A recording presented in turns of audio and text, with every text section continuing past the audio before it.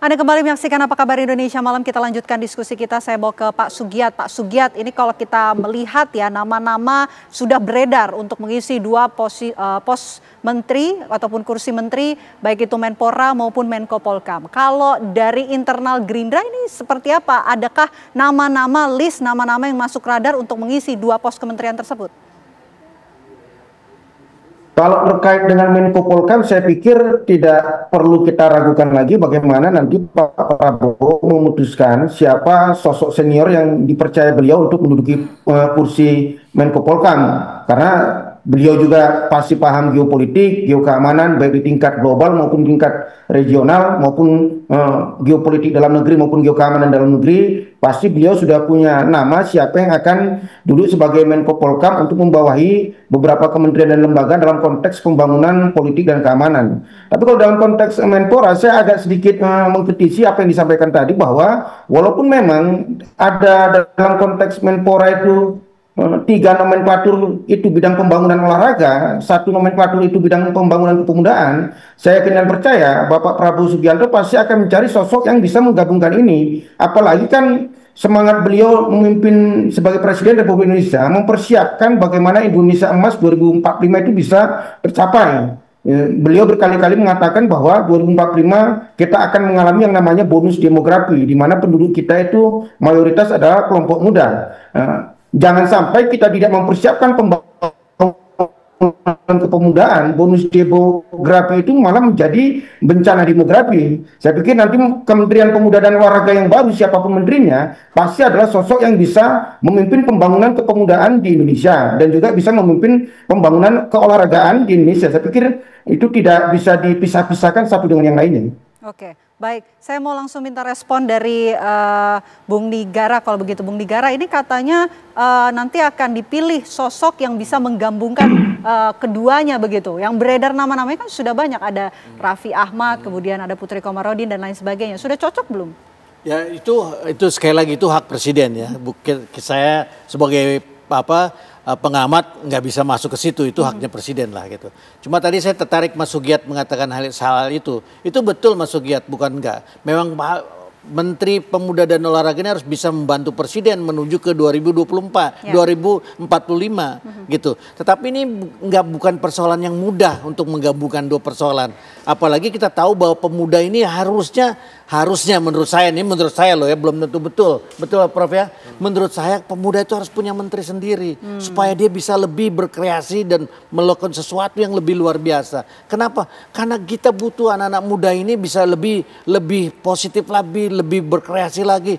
Karena ke depan memang anak-anak muda semua gitu. Sementara di olahraga nggak begitu gitu loh.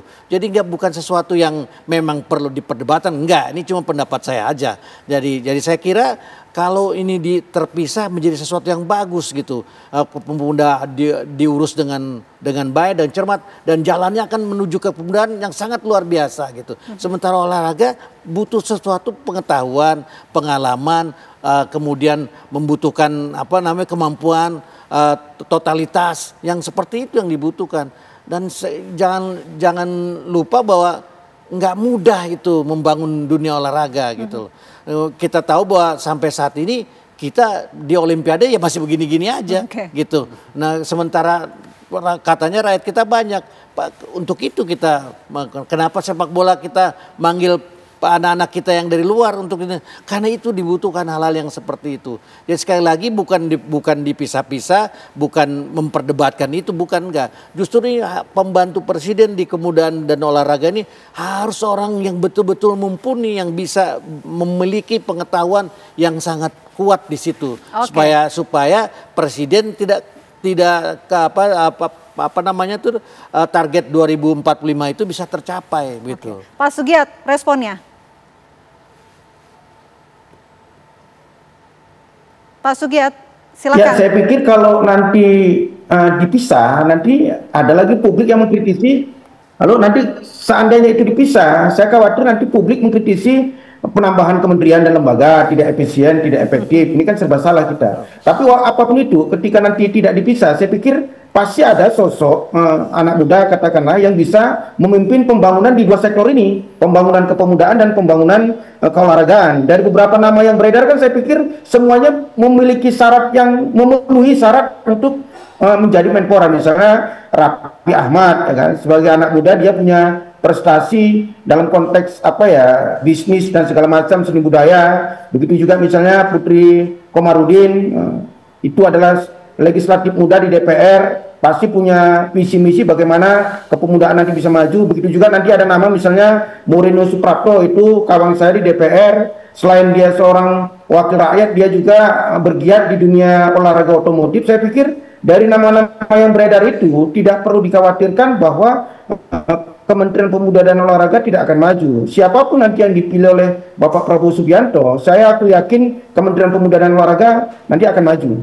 Oke, nanti kalau dipisah ada muncul kritik lagi dari masyarakat. Kalau Prof Nyarwi melihatnya bagaimana, Prof? Ya, saya kira begini ya.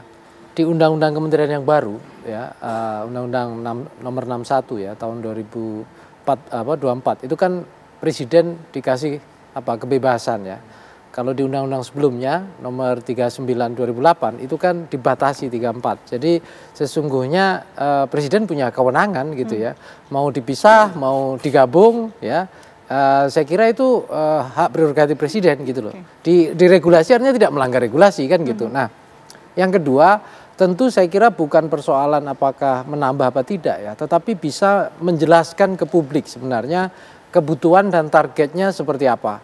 Nah selama ini ya, Vena ya, kita kan kadangkala minim, ya bahkan minim informasi itu ya dari istana misalnya ya, artinya secara komprehensif ya.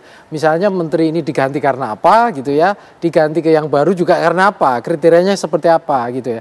Idealnya kan itu juga muncul ya, artinya adalah yang dijelaskan seperti itu. Sehingga publik juga punya harapan kemudian oh ya ini layak kira-kira gitu. Nah selama ini saya kira itu perlu ya disampaikan lebih informatif lah kepada publik gitu ya. Nah yang kedua begini, dinamika global saat ini kan luar biasa terkait dengan kaum muda ya. Harus diingat Indonesia itu kita sudah lama ya, demografi kita itu kan kaum mudanya jauh lebih besar, lebih dari 50-an%, 54% kalau nggak salah kemarin.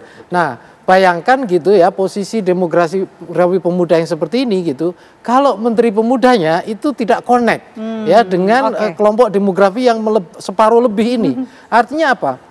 Artinya perlu ya dicari sosok menteri yang saya kira gitu ya, bukan hanya kompeten, bukan hanya punya background profesional gitu ya, tapi mampu gitu ya berkomunikasi dan punya engagement atau interaksi yang bagus ya dengan, karena apa, menteri ini membantu presiden gitu loh. Artinya bukan hanya menjalankan bangunan, bahkan bisa mendapatkan dukungan yang kuat dari kaum muda gitu loh. Nah itu satu, belum terkait olahraga gitu ya.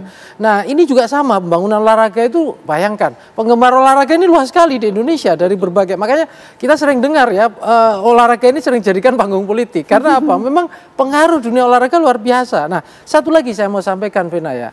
Kita berharap tentu ya, kemarin-kemarin kan kita lihat ya, banyak demonstrasi, itu kan banyak anak muda. Bahkan di Nepal itu bahkan anak Gen Z kan gitu. Nah, artinya apa? Saya kira dibutuhkan figur sosok menteri pemuda dan olahraga gitu ya, yang mampu gitu membaca, menyelami, merasakan, bahkan dekat dengan kalangan-kalangan anak muda ini. Dan itu bisa tadi, kalau kita berharap mimpi 2045, nah itu kira-kira mimpi itu platform atau roadmap-nya itu jelas di mata anak muda. Oke, baik. Itu kira-kira. Baik, itu tadi kita bahas dari sisi Menpora ya. Saya mau kembali ke Pak Sugiat. Pak Sugiat, kalau Menko Polkam, posisi Menko Polkam, ini kan kalau Pak Syafri ini sudah senior ya, apakah nanti akan mencari sosok yang lebih senior dari Pak Syafri atau bagaimana? Ya, saya tidak mau menduga-duga seperti itu, Mbak. Nanti mendahului presiden. Bahwa ya betul, makanya kenapa Pak Sapri yang dijadikan sebagai Menko Polkam ad interim, saya pikir bahwa beliau memiliki kapasitas kepercayaan yang berlebih di mata Pak Prabowo kan. Tapi apakah nanti itu bisa dijadikan sebagai Menko Polkam definitif, nanti kita lihat. Tapi yang paling penting, siapapun itu, apakah Pak Sapri Samsudin atau sosok senior lain, saya yakin dan percaya Bapak Prabowo Subianto pasti akan mencari sosok yang bisa mengkonsolidasikan kementerian terkait di bawah Kementerian Menko Polkam ini, itu supaya stabilitas politik, stabilitas keamanan itu bisa tercapai, sehingga apa yang menjadi program Bapak Prabowo Subianto terkait dengan program-program pembangunannya itu tidak terganggu dengan hal-hal yang bersifat kericuhan politik atau kericuhan keamanan. Saya pikir itu. Oke, Prof. Nyarwi, bagaimana dengan posisi Menko Polhukam ini? Ya, saya kira begini ya. Tadi saya sampaikan Menko Polhukam ini kan menteri yang sangat-sangat strategis ya. Pertama jelas ya, dia membawai politik dan keamanan, dan di mana-mana tanpa stabilitas politik, tanpa jaminan keamanan gitu. Pertama, rakyat juga tidak akan tenang untuk tidur, bekerja. Yang kedua, investor juga tidak akan bisa berpikir gitu. Indonesia itu kita berinvestasi, mengembangkan usaha apa enggak gitu ya. Yang ketiga, di mata internasional reputasi kita sebagai negara demokrasi gitu ya, itu juga saya kira akan dipertaruhkan ya dengan kinerja Menko Polhukam. Walaupun ada hukum HAM juga yang lain, tetapi itu 3 poin yang saya kira sangat-sangat penting. Yang berikutnya juga Menko Polhukam ini membawai 2 menteri yang dalam kondisi tertentu ada triumvirat namanya, Kementerian Dalam Negeri gitu dan Kementerian Luar Negeri juga ya, di luar yang lain. Nah, ini juga sangat strategis. Saya kira Pak Prabowo juga tidak akan gegabah gitu ya menunjuk figur-figur yang dipandang tidak mampu atau tidak bisa dipercaya atau tidak bisa bekerja dan seterusnya. Ya tentu kita tidak bisa ya, saya setuju Pak Sugiyat ya.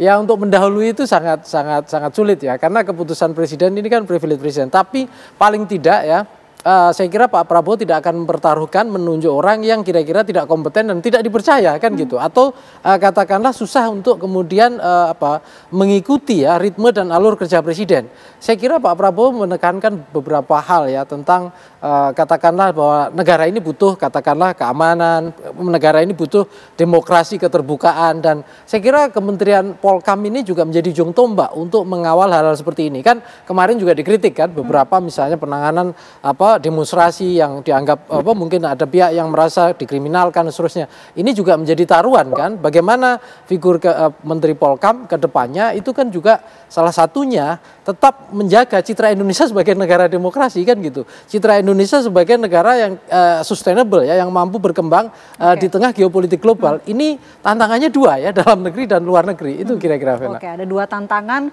dalam negeri dan juga luar negeri. Ya. Yang juga menarik untuk kita bahas adalah hitung-hitungan dari kursi partai yang juga berada di posisi Presiden Prabowo Subianto, pemerintahan dari Presiden Prabowo Subianto. Bagaimana hitung-hitungannya? Nanti kita akan bahas lengkap usai jeda. Apa kabar Indonesia malam akan kembali untuk Anda sesaat lagi.